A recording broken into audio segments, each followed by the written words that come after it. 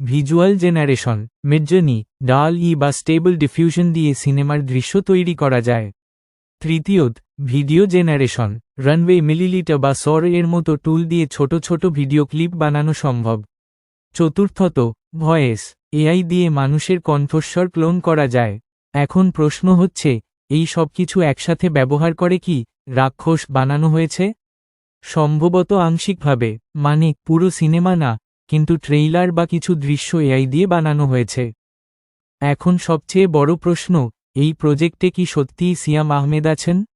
Social মিডিয়ায় যে ক্লিপগুলো ভাইরাল হয়েছে, সেখানে দেখা যাচ্ছে সিয়ামের মতো দেখতে একজন চরিত্র। কিন্তু এটা হতে পারে ১. ডিপফেক, ২. AI generated face, ৩. বা পুরনো ফুটেজ এডিট করা। এখন পর্যন্ত কোনো অফিসিয়াল কনফার্মেশন নেই যে সিয়াম আহমেদ এই প্রজেক্টে কাজ করেছেন। এটা খুব গুরুত্বপূর্ণ, কারণ অনেক সময় এআই দিয়ে এমন কিছু বানানো হয় যা বাস্তব মনে হয়, কিন্তু আসলে তা নয়। এটা একটা নতুন চ্যালেঞ্জ। রাক্ষস ভাইরাল হওয়ার পেছনে কয়েকটা বড় কারণ আছে। প্রথমত, কনফিউশন। মানুষ বুঝতে পারছে না এটা আসল না নকল। দ্বিতীয়ত, ভিজুয়াল কোয়ালিটি, এআই দিয়ে তৈরি হলেও অনেক দৃশ্য খুবই রিয়ালিস্টিক।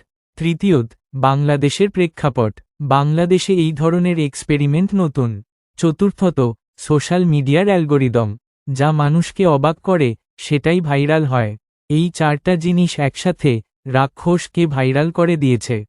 এখন সবচেয়ে গুরুত্বপূর্ণ আলোচনা, এআই কি সিনেমা ইন্ডাস্ট্রি দখল করে নেবে?